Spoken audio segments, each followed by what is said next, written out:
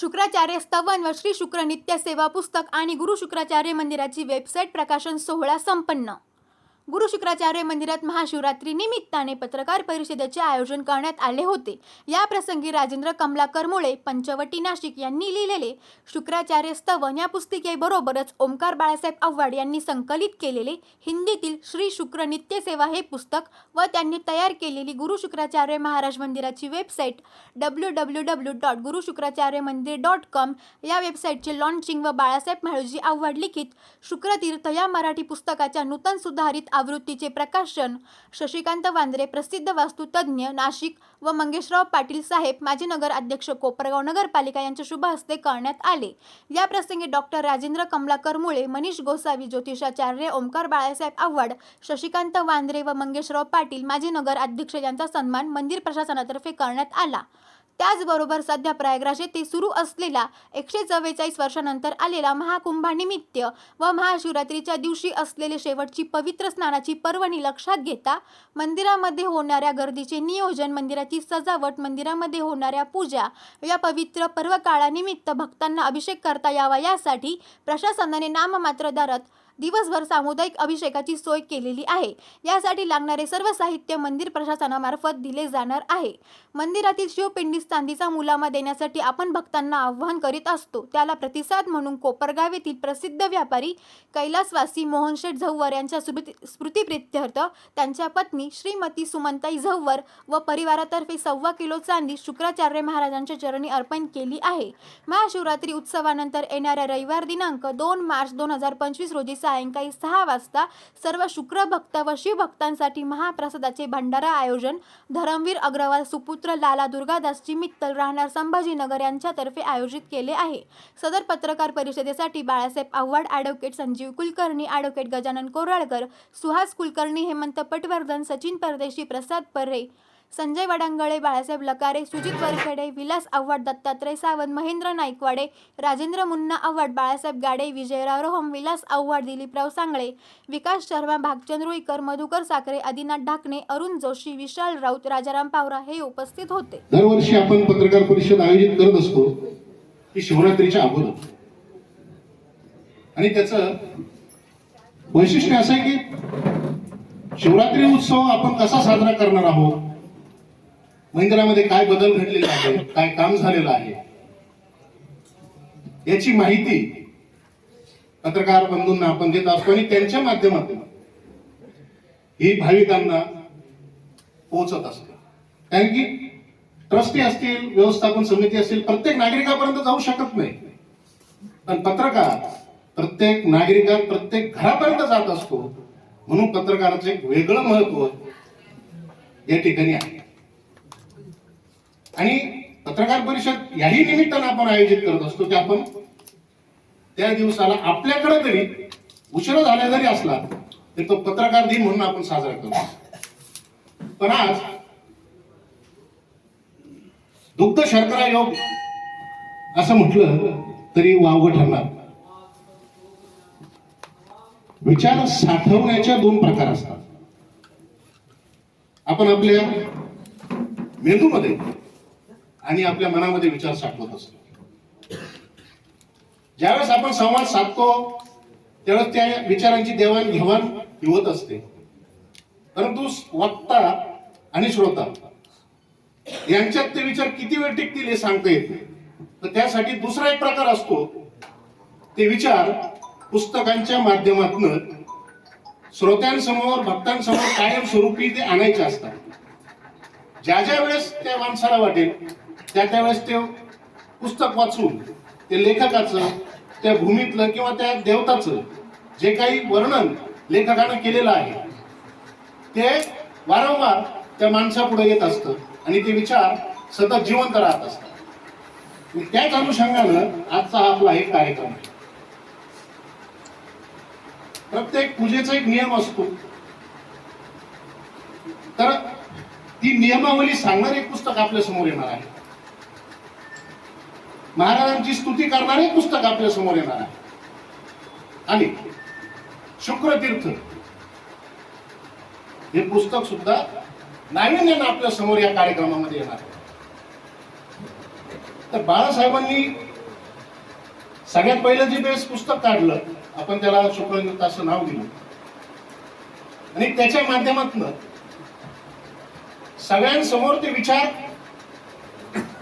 आणि ते नियम असतील, विचार असतील, झालेल्या सगळ्या मंदिराच्या सुरुवातीपासून तर आजपर्यंतच्या सगळ्या घटना असतील त्या पहिल्या आवृत्तीमध्ये आल्या. त्यानंतर भक्त जसजसे वाढत गेले तसतसं पुस्तकाची मागणी वाढली आणि बाहेरून जे भक्त येतात त्यांची संख्या मोठ्या प्रमाणावरती झाली. आपल्याकडे त्यावेळेस मराठी पुस्तक अवेलेबल होतं. तर त्यानंतर बाळासाहेबांनी, ट्रस्टींनी, व्यवस्थापन समिती असेल यांनी निर्णय घेतला की इंग्लिशमध्ये सुद्धा पुस्तक आलं पाहिजे. आणि 2 वर्षापूर्वी आपण त्या पुस्तकाचं सुद्धा प्रकाशन आपल्या सगळ्यांच्या साक्षीने केलेलं आहे. आणि आता पुन्हा एकदा एक सुधारित आवृत्ती जर म्हटलं तर वावगं ठरणार नाही. आणि त्या पुस्तकात अजून काही सुवर्णक्षण जोडले गेलेले आहेत. जसं प्राणप्रतिष्ठा सोहळ्यासारखा सुवर्णक्षण पुन्हा मंदिराच्या इतिहासात कधीही होणार नाही, तो क्षण त्या पुस्तकामध्ये आलेला आहे. आणि पुन्हा आज ते पुस्तकाचं प्रकाशन लोकांसाठी आपण ते पुस्तक अवेलेबल करणार आहोत. अशा सगळ्या स्वरूपातलं हे कार्यक्रम आपला आज आहे. आजच्या या वर्षी समजा मागच्या 24-25 मध्ये म्हणजे मागचा वर्ष आणि आत्ताचे हे 3 महिने मार्चमध्ये वर्ष संपेल. आता 26 तारखेला महाशिवरात्रीचा आपला सर्वात मोठा उत्सव, जो मंदिराचा सर्वात मोठा उत्सव आहे, तो येत्या 26 तारखेला बुधवारी आहे. त्याच्या अगोदर आपण जे काही कार्यक्रम वर्षभरात केले त्याचं आपल्या सर्वांना माहिती व्हावी आणि आज जे काही नवीन उपक्रम आपण हाती घेणार आहोत त्यासाठी आपल्या सर्वांना इथे आमंत्रित केलेलं आहे. मंदिराच्या जसं यांनी सांगितलं त्याप्रमाणे मंदिराच्या इतिहासात न भूतो न भविष्यती, परत कधी होणार नाही असा कार्यक्रम आपण मागे 18 ऑगस्ट ते 23 ऑगस्ट 2024 यावेळेस घेतला. तो म्हणजे महाराजांच्या मूर्तीची प्राणप्रतिष्ठा करायची केली. पण तो कार्यक्रम जवळजवळ 6 दिवसाची पूजा अर्चा सर्व प्रकारचे विधी करून महाराजांच्या मूर्तीची प्राणप्रतिष्ठा आपण केली. मंगेश पाटील साहेब होते त्यावेळेस पूजेसाठी. आणि तो कार्यक्रम कसा असा होता की जे काही कोणी भक्त यायचे बाहेरनं, त्यांना ते आल्यानंतर एक साहजिक जसं थोडे बाबडे असतात भक्त आमच्यासारखे आपल्यासारखे ज्यांना आध्यात्मिक जास्त नॉलेज नाही किंवा ज्ञान नाही, ते म्हणतात ते मंदिर तर शुक्राचार्याचं देव म्हणतात, मग शिवपिंडीच्या स्वरूपात का तिथे शुक्राचार्य महाराज कुठे, असं साधारण सामान्य प्रश्न त्यांना पडायचा. आणि तो खरं साहजिकच होता तो.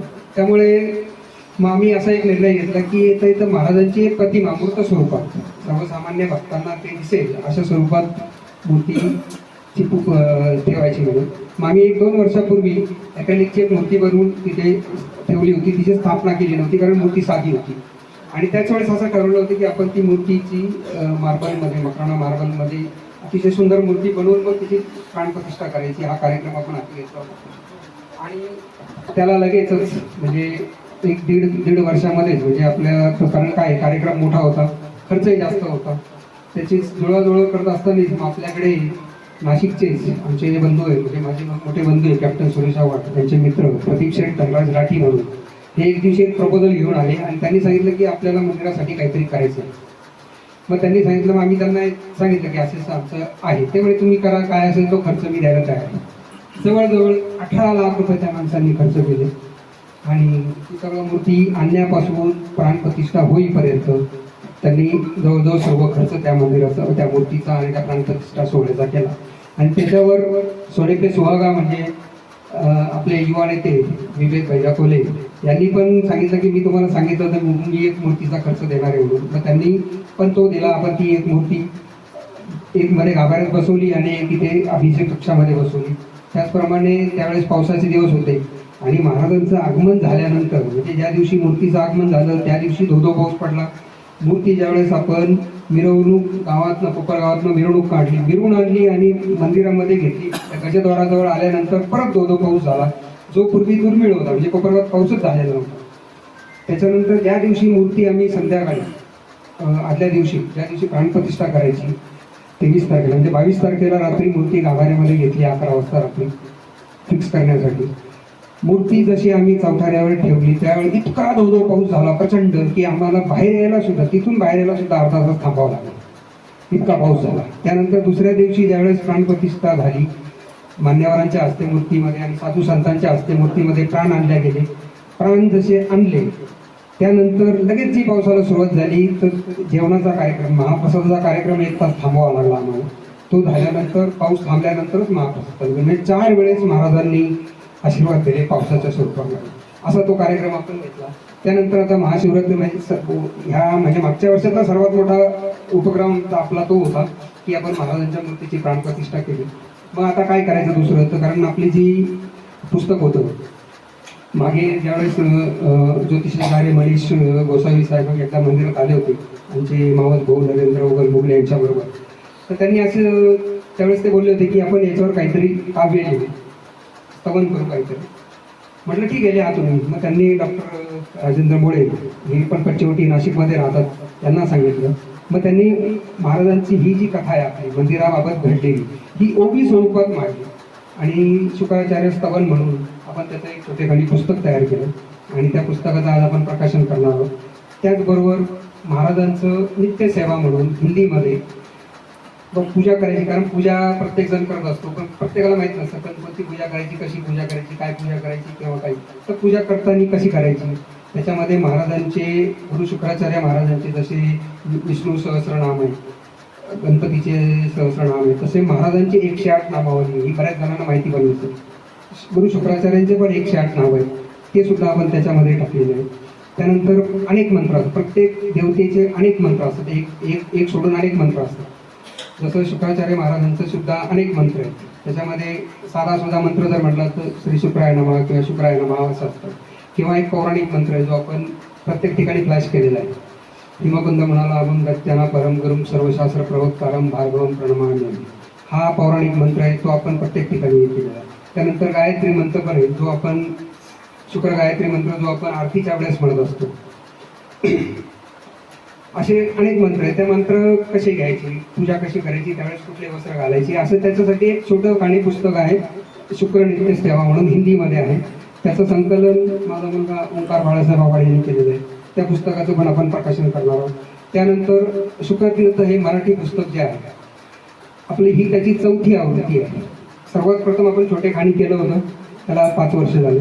त्यानंतर दुसरी आवृत्ती मराठीची मोठ्या प्रमाणात काढली होती, ती आवृत्ती आउट ऑफ स्टॉक झाली, संपली. त्यानंतर तेच पुस्तक आपण इंग्लिशमध्ये मागच्या वर्षी तयार केलं होतं, इंग्लिशमध्ये आहे अजून. आणि आता सुधारित जे नवीन काही आहे, आता प्राणप्रतिष्ठा सोहळा झाला नंतर आपल्याला इथे जे ध्यान मंदिर सापडलं अकस्मात प्राणप्रतिष्ठा सोहळा करण्याच्या अगोदर, जे आमच्यापैकी कोणालाही माहीत नव्हतं. ज्यावेळेस मूर्ती गाभाऱ्याची आपण दुरुस्ती करत असताना त्या गाभाऱ्याच्या वरती सभामंडप जो आहे समोरचा, त्या सभामंडप आणि त्याच्यामध्ये एक ध्यान मंदिर सापडलं जे माहितीच नव्हतं. जवळजवळ 5 फूट उंचीचं आणि 12 बाय 12चं असं सुंदर ध्यान मंदिर आहे. ते ध्यान मंदिर त्याला जायला कुठलाही ॲक्सेस नाही, गाभाऱ्यामध्येच वर जावं लागतं आणि पायऱ्या वगैरे काहीच नाही, ते सीडीनीच वर जावं लागतं. त्याच्यात असा त्या भिंती त्या सगळ्या 4-4, 5-5 फुटी. ती मधली भिंत सुद्धा गाभारा आणि सभामंडपाची जवळजवळ 3-3.5 फुटाची. ते 2 बाय 2चाच एक कोनाडा आहे. तिथून असं सरपटत मध्ये जावं. मध्ये गेल्यानंतर मग तो सभामंडपात उतरतो आणि तिथे तो गाभारा आहे 12 बाय 12. तो इतक्या वर्षानंतर आम्ही कधी आता मला 25 वर्ष झाले मंदिराची सेवा करता करता, याच्या अगोदर पण कुठे उल्लेख नव्हता. शेकडो वर्षानंतर तो एखाद्याच उघडला असेल, पण तिथे अजिबात जाडं जळमटं धूळ काहीही नव्हतं. इतका स्वच्छ होता तो इतक्या वर्षानंतर उघडल्या अजूनपासून. आणि त्याला मध्ये जायला फक्त तो गाभाऱ्यातला दरवाजा असल्यामुळे, असा कोनाडा असल्यामुळे आपण जर सभामंडपात बसलो तर गरम होतं. तर तिथे वरती आम्ही तो साफसफाई करण्यासाठी वगैरे गेले असता तासभर तिथे होतो, पण अजिबात घाम येत नव्हता. इतकं स्वच्छ आणि म्हणजे फुल प्लेस होती, त्याला हवायला कुठलीही जागा नाही होती. तरी ती इतकं म्हणजे ते ध्यान मंदिरच असावं म्हणून आपण त्याला एक ध्यान मंदिर असं संबोधलं आणि नंतर स्वच्छता करून तो परत जसं ते पॅक करून ठेवला. असा हा हे आता एक प्राणप्रतिष्ठा सोहळ्याच्या निमित्ताने तो आम्हाला सापडला असं आहे. आणि मग हे जे आहे त्याच्यानंतर बऱ्याच जणांची मागणी होती की मंदिराची एक काहीतरी तुम्ही चॅनल चालू करा किंवा मग वेबसाईट ओपन करा.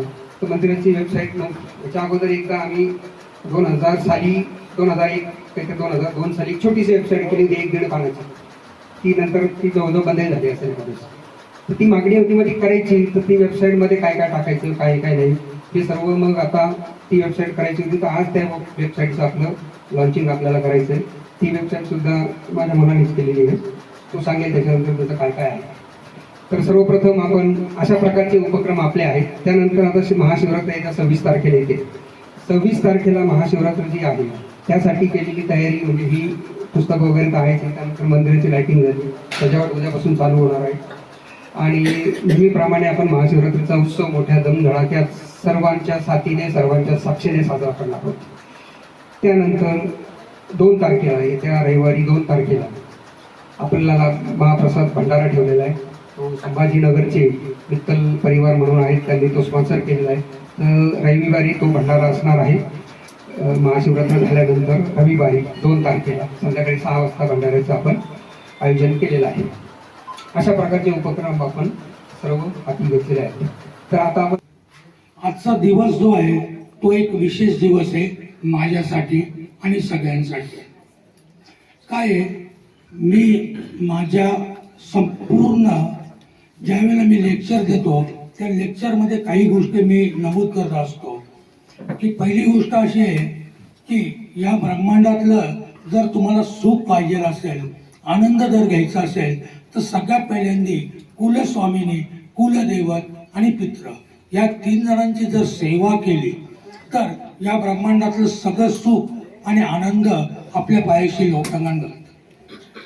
4 वर्षापूर्वी माझी कुलस्वामिनी म्हणजे म्हाळसा देवी, तर त्याचं स्तवन माझ्या हातून लिखाण झालं. तर ते पहिले एक पाऊल होतं, त्याच्यामुळे मी आनंद घेतला. त्याच्यानंतर ज्या वेळेला पित्र हा शब्द येतो, तर पित्र म्हणजे काय, तर माझे पूर्वज, माझे जे पूर्वज आहे त्यांना आपणच पित्र म्हणतोय. एकदा काय झालं की आम्ही नाशिकहून औरंगाबादला चाललो होतो. तर सुंदरकांडचं हवन होतं. तर गाडीमध्ये मी, आंबेकर गुरुजी आणि मनीष गुरुजी अशा आम्ही 3-4 जण गाडीमध्ये होतो. तर गाडीतून येताना त्यांनी मला सांगितलं की इथे शुक्राचार्यांचं मंदिर आहे, तर आपण जायचं का, भेट द्यायची का, आनंद घ्यायचा का. ठीक आहे म्हटलं, आपल्याला थोडा वेळ आहे म्हणून आम्ही इथे आलो. आणि इथे आल्यानंतर जे काही बघितलं त्यांनी म्हणजे क्षणामध्ये असं समजलं की इथे काहीतरी वेगळी गोष्ट आहे. तर याच्यानंतर बाळासाहेबांची आमची ओळख झाली. मनीष गोसावी सरांनी ओळख करून दिली आणि नंतर पुढे प्रस्ताव असा आला की याचं लिखाण करावं. आजपर्यंत 17 ग्रंथ माझ्या नावावरती आहेत. आणि ज्यावेळेला बाळासाहेबांनी सांगितलं, मनीष गोसावींनी सांगितलं की ह्या गोष्टी करायच्या आहेत, तर मी सांगितलं की पहिल्यांदा अभ्यास करतो आणि नंतर आपण त्यावर ठरवू. ज्यावेळेला अभ्यासाला सुरुवात केली तर त्यावेळेला असं लक्षात आलं की माझं गोत्र जे आहे ते भार्गव गोत्र आहे. भार्गव म्हणजे काय, तर भृगू, आणि भृगूंचाच मुलगा शुक्राचार्य. फिरून मी परत तेथेच आलो, कारण की मी सगळ्यात सुरुवात करताना सांगितलं की कुलस्वामिनी, कुलदैवत आणि पित्र ह्या तिघांची जर सेवा केली तर ह्या ब्रह्मांडात आपण सगळं सुख अनुभवू शकतो, आनंद घेऊ शकतो. आज बाळासाहेब, पूर्ण ट्रस्टी, आमचे मित्र मनीष गोसावी, तर ह्या सगळ्यांच्या माध्यमातून मला सेवा करायची संधी मिळाली. त्याच्यामध्ये काय आहे, त्याच्यामध्ये स्तवन लिहिले गेलेले आणि ह्या स्तवनाच्या पाठीमागे जी एक पार्श्वभूमी सांगण्याचा मी प्रयत्न केलेला आहे. तर माझी म्हणजे माझा पिंड जो आहे तो ज्योतिष्य, आणि त्या ज्योतिष्य पिंडातून मी हे सगळं करायचा प्रयत्न केला. आणि या शुक्राच्या बद्दल माझे जवळपास 12-13 लेख आहेत. त्यामध्ये 2018 साली माझा जो खूप गाजलेला लेख होता तो म्हणजे शुक्राचं मुस्लिम कनेक्शन जे आहे, ते शुक्र आणि मुस्लिम लोकांचा संबंध खूप जवळचा. तर ह्याच्यावरती माझा एक जुना लेख आहे आणि तो साधारण 2018-19 मधला माझा तो लेख आहे. त्याला बरेच हे मिळाली. पण त्याच्या पुढे जेव्हा मी शुक्राच्या बाबतीत जसं जसं पुढे गेलो तर तसं पुढे जाताना शुक्र आणि गुरु मधला मूळ मतभेद हे सगळं म्हणजे त्यांच्यामधलं जे मिळून अंतर काय आहे हे शोधण्याचा मी प्रयत्न केला. तर गुरु म्हणजे ज्ञान आणि शुक्र म्हणजे प्रेम. आपल्याला जे हवं असतं ते प्रेम. आपल्याकडे मूर्तींची स्थापना झाली ती प्रेमाच्या माध्यमातून झाली. मूर्ती ज्या तयार केल्या त्या प्रेमरूपी अशा रामाची कृष्णाची मूर्ती, तर या प्रेमातनं आपण ते केला. ते शुक्राचं अस्तित्व असं म्हणते की तुम्ही खूप गुरुभक्ती केली, खूप ज्ञान घेतलं, खूप ज्ञानवंत झाले, पूजा जप नेम आचार हे सगळे जरी पाळलं तरी शुक्राचं प्रेम मिळाल्याशिवाय तुम्हाला प्रगती होऊ शकत नाही. हे त्याच्यातून मूळ जावलं. आणि एकमेव अशी ऋषी आहे की शुक्रांना गुरु नाही. त्यांनी संजीवनी विद्या घेतली, त्यांनी शंकराकडनं त्यांची मिळवली आणि त्यांनी त्यांची ती विकसित केली. त्यांना कोणतेही गुरु नाही, कोणत्याही गुरुचा कुठेही उल्लेख नाही. शुक्र एकमेव अशा आहे की त्यांना स्वतःचे गुरु नाही आणि ते स्वतःच गुरु आहेत.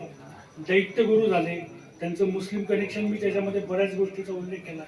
अंगिरस ऋषींनी जेव्हा पार्सलिटी करून गुरुला देवांचं गुरुचं पद दिलं तेव्हा शुक्रांनी तिथून बाहेर निघाले, गौतम ऋषींकडे गेले आणि गौतम ऋषींकडनं त्यांनी ही जी शंकराचे तप करून संजीवनी विद्या प्राप्त केली आणि नंतर विष्णूचे शत्रू झाले. म्हणून विष्णूचे शत्रू झाल्यामुळे शंकराने त्यांना उत्तर बाजूला जायला सांगितलं. ही उत्तर बाजू म्हणजे आत्ताचं अरबस्तान.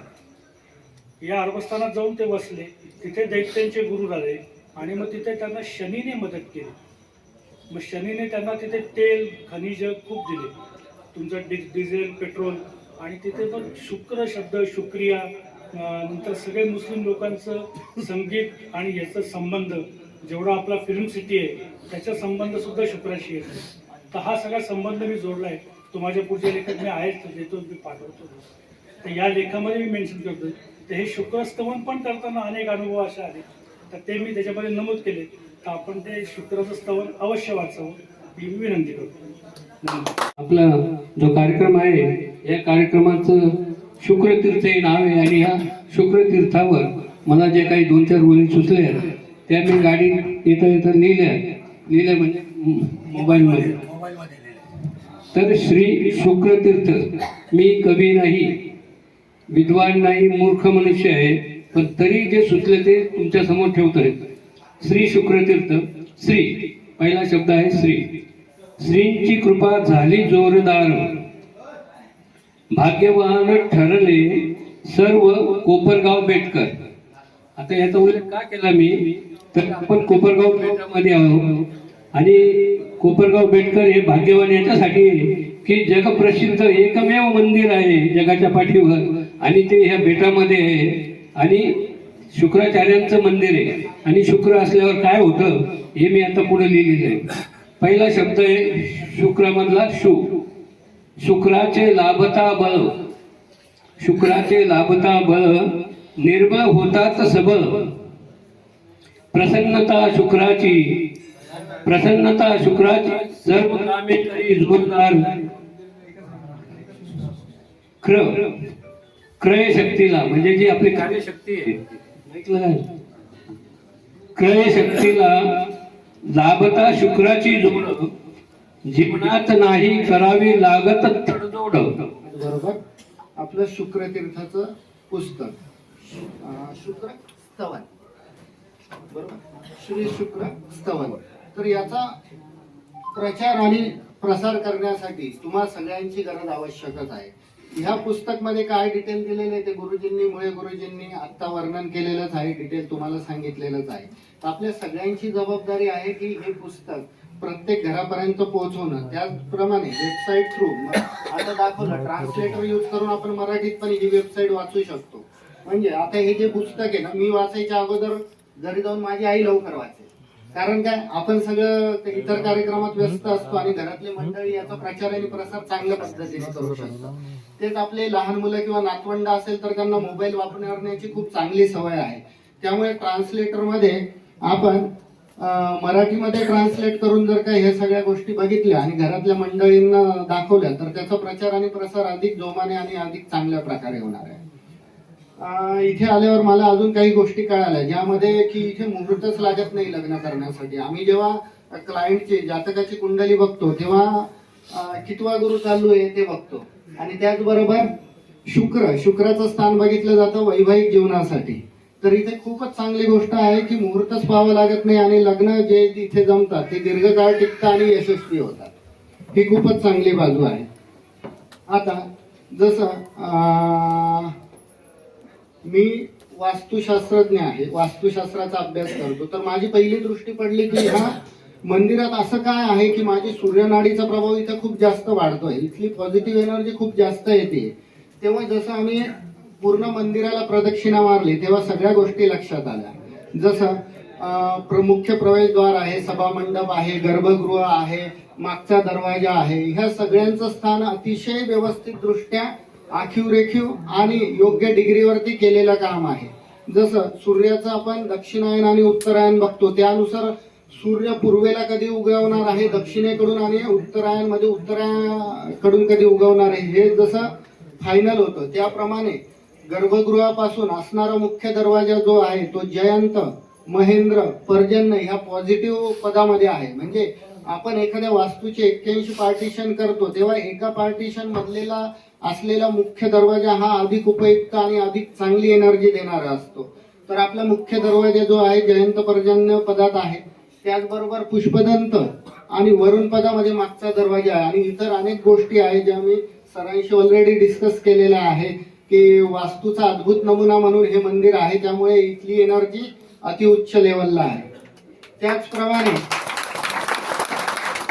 पुढचा पार्ट आपण जेव्हा बघतो ज्योतिष, तर ज्योतिषाच्या गणनेनुसार कुंडली जेव्हा बघतो तेव्हा जो काही इव्हेंट चालू असतो किंवा जो काही प्रश्न समोर येतो तेव्हा आपण प्रश्न कुंडली मांडतो. आणि आत्ताची जर प्रश्न कुंडली बघितली तर चंद्र गुरुच्याच राशीत बसलेला आज, त्यामुळे हा अद्भुत योग इथे आलेला आहे की पुस्तक प्रकाशन आणि वेबसाईट प्रकाशनाचा. त्याचबरोबर शुक्राचार्यांचं मंदिर आहे, तर शुक्राचं पण आम्ही इथे बघितलं शुक्र कुठल्या भावात आहे, कुठल्या राशीत आहे, तर शुक्र पण सध्या गुरुच्याच राशीत आहे, मीन राशीत आहे. त्यामुळे हा अद्भुत योग किंवा संयोग घडून आला असं मला वाटतं. त्यामुळे इथून ह्या पुस्तकांचा प्रचार प्रसार खूपच चांगला होणार आहे, वेबसाईटचा पण प्रचार आणि प्रसार खूप चांगला होणार आहे. तर मी सर्वांनाच तुम्हाला शुभेच्छा देतो आणि सगळ्यांनी आपली रिस्पॉन्सिबिलिटी सांभाळून आपल्याला शुक्रतीर्थाचं नाव पूर्ण जगात आणि भारतात तर पोहोचवायचं आहे, पण त्याबरोबर जगात पण पोहोचवायचं आहे. धन्यवाद. बाळासाहेब आव्हाड, त्याचबरोबर नाशिकहून त्रिवेणी संगम व्हावा असं वास्तू क्षेत्रातले, ज्योतिष क्षेत्रातले आणि ज्यांनी हे यांचं स्तवन, ज्या शब्दात स्तवन लिहिणं किंवा सांगणं ही काही साधी गोष्ट नाही, राम भक्त असणारे असे 3 महान व्यक्ती आपल्या कोपरगाव नगरीत आपले अध्यक्ष बाळासाहेब यांचे सर्व सहकारी यांच्यामुळं आपल्याला इथं लाभलेले आहेत. आणि खरोखरच आपण 3 जण आल्यामुळं आमच्यात सर्व आमच्या गावकऱ्यांमध्ये किंवा आमच्यामध्ये एक वेगळ्या प्रकारची ऊर्जा इथून पुढे निश्चितपणे राहील आणि वाढल. याचं कारण असं आहे की शुक्राचार्य महाराज जगात एकमेव असं स्थान आहे की मृत झालेली व्यक्ती संजीवनी विद्येनी पुनर्जन्म म्हणजे जिवंत होत होती, असं कुठेही नाही. हे एकमेव स्थान असं आहे. थोडं काही कारणामुळं किंवा महाराजांची जोपर्यंत इच्छा होत नाही तोपर्यंत ते थोडं दुर्लक्षित होतं. पण खरोखर बाळासाहेबांचं खरोखर मनापासून जेवढे धन्यवाद द्यावे किंवा आभार मानावे किंवा कौतुक करावं त्याला शब्द कमी पडतील ते. आणि त्यांचे सर्व ट्रस्टी मंडळ, व्यवस्थापन मंडळ, परदेशी भाऊ सगळेजण यांनी खरोखर इतकं छान आतापर्यंत काम केलंय की आता खरं शुक्राचार्य महाराजांचं जे महत्व आहे त्याच्याकडे लोक वळायला लागलेले आहेत. आणि त्यांनी आता हे जे 3 पुस्तक आहे की आपण रोज कशी सेवा केली पाहिजे हे कळत नाही आपल्याला इथं आल्यावर कुठला मंत्र म्हणावा किंवा काय, जरी बाहेर वाचलं पण येईपर्यंत. पण हे जे 3 आहे शुक्रतीर्थ, स्तवन आणि रोजची पाठ, बरोबर, नित्यसेवा, हे जे 3 पुस्तकं आणि त्यांचे चिरंजीव यांनी जी खरं त्यांचं तर दादाचे खूप खूप आभार. आणि तुला निश्चित शुक्राचार्य महाराज जसं तू हे फॉरेन मध्ये सगळीकडे वेबसाईट जाणार आहे, सगळी माहिती जाणार आहे, तसं निश्चितपणे त्यांच्या आशीर्वादाने तू खूप मोठा होणार आहे. आणि कोपरगावचं नाव, आपलं नाव खूप मोठं महाराजांच्या आशीर्वादामुळं एवढी कमी वयामध्ये तुझे छान केलं ही माहिती जी आहे. आणि त्यांचे मानावे तेवढे धन्यवाद कमी. कारण का की आपल्याला मी थोडं राजकीय याच्यात माझी नगर अध्यक्ष असल्यामुळं मोडला जातो. तर त्या अनुषंगाने मी एक निश्चित सांगाल की जसं येवल्याला नस्तनपूर आहे आणि कोटमगावची देवी. तो मान्य भुजबळ साहेबांनी इतकं छान, म्हणजे त्यांनी त्यांच्यासारखं कामच मी बघितलं नाही, की त्यांनी इतकं छान नस्तनपूर जुन्या पद्धतीने, की दगड जुनं जे आहे वैभव जुनं बघितलं असं वाटतं की हे पुरातन स्थान आहे, तसं केलं. तसं भविष्यात मी नगराध्यक्ष होईल नाही होईल माहित नाही, पण नगरपालिकेच्या माध्यमातून खूप मोठी गोष्ट किंवा हे सगळा विकास होऊ शकतो. तर निश्चितपणे जर संधी, चांगलं काम होणार असेल तरच महाराज मला तिथं संधी देतील, नाही तर देणार नाही, त्या जागेवर पाठवणार नाही, मलाही जायचं नाही. पण जर झालं तर निश्चितपणे जो शुक्राचार्य महाराजांसाठी म्हणजे आपलं हे बेट याला पूर्ण जुना लुक यावा, म्हणजे इव्हन जे एंट्रन्स आहे तर ते सगळे दगडाचे करायचे, जसं आपल्याला भुजबळ साहेबांनी नस्तरपूरला केलं, कोटमगावला केलं, त्या पद्धतीने बेटाच्या एंट्रन्स पासून तर पूर्ण बेट तर कचेश्वर मंदिरापर्यंत, गणपती मंदिर ते कचेश्वर मंदिर हे पूर्ण दगडामध्ये करायचं. इथला परिसर दगडा, म्हणजे सगळे रस्ते दगडांमध्ये, इथं पूर्ण जुना लुक, जे पुन्हा जुनं होतं सगळं ते ज्या ज्या पद्धतीने करता येईल ते निश्चित करायचं आहे. कारण ज्याप्रमाणे 2 ग्रहांचे महत्व सांगितले, गुरु तिसरे, पण आपल्याला शनी शिंगणापूर खूप जवळ आहे, साईबाबा जवळ आहे, तर निश्चितपणे ज्या पद्धतीने बाळासाहेब काम करतायत, आमचं गाव थोडस असं माग पडत चाललंय सर्वच बाबतीत, पण आता निश्चितपणे आशा आहे की आपण 3 जण इथं आलात आणि बाळासाहेब ज्या पद्धतीने प्रयत्न करत आहे, एक निश्चित आहे, शुक्राचार्य महाराज ह्या गावचे ग्रामदैवत होते आणि त्यांचंच मागं राहिलं होतं, म्हणून गाव थोडं मागं पडत चाललं होतं. तर आता निश्चितपणे त्यांनी जी सुरुवात केलेली आहे आणि भविष्यात प्रत्येकाची इच्छा आहे, ते जे काम करत आहे, त्यांचं सर्व मंडळ जे काम करत आहे, निश्चितपणे आपलं गाव खरंच संजीवनी विद्यासारखं किंवा सोनेरी लंका जशी होती तसं आपलं गाव निश्चितपणे पुढच्या काळात झालेलं दिसेल. लोक शनी शिंगणापूरला येतील, शिर्डीला येतील आणि इथं आपल्याकडं आल्याशिवाय जाणार नाही. कारण याच्याबरोबर बाळासाहेबांना विनंती ते करतातच आहे की कचेश्वर मंदिर पण तेवढं डेव्हलप झालं पाहिजे. कारण त्र्यंबकराजाचे जेवढे ज्योतिर्लिंग आहे तर फक्त त्र्यंबकराजाचे 2च ज्योतिर्लिंग 2 आहेत एकाच सगळ्यांपैकी, तर एक कचेश्वर मंदिराचं आहे ना आपलं, एक त्र्यंबकराजाचं आहे. जेवढे विधी त्र्यंबकेश्वरला होतात ते सर्व विधी आपल्या इथं होतात. तर आता हळूहळू ते पण हे झाल्यानंतर तेही डेव्हलप करायचंय, ते करायचंय. यासाठी इथं जेवढे पत्रकार बांधव आलेले, तर खरोखर जे आपण सर्वांनी सांगितलं की आपण किती जरी सांगितलं काही केलं तर पत्रकार बांधवांशिवाय हे सगळं प्रसिद्धी किंवा या जागेचं महत्व बाहेर जाणार नाही.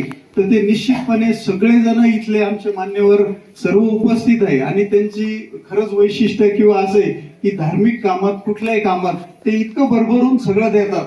तर निश्चितपणे त्यांचा मोठा तुमचं खरोखर आभार आणि तुमच्यामुळं आणि बाळासाहेबांमुळे हे 2च असं आहे की आपलं गाव निश्चित पुढे भरभरटेल जाईल. जे थोडस गडबड आता म्हणजे झालेली ते सर्व शुक्राचार्य महाराजांचे सगळे कामं जसजसे पुढे जातील तसं होत जाईल. मला ह्या छोट्याशा आणि खूप महत्वाच्या महाराजांच्या ठिकाणी बाळासाहेबांनी बोलवलं, ते वेळोवेळी बोलवतात, हे खरं सगळं त्यांचं आहे. कालही जे चांदी दिली गेली तर फक्त बाळासाहेबांमुळे महाराजांमुळेच आहे.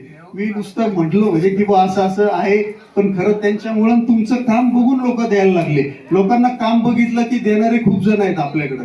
तर निश्चितपणे असं आपलं वाढल आणि आपलं गाव. आणि सर्वात महत्वाचं की सांगायचं की एक जुना बोगदा आहे तिकडं, वाडा आहे, त्या वाड्यातून नदी खालून इथपर्यंत आहे.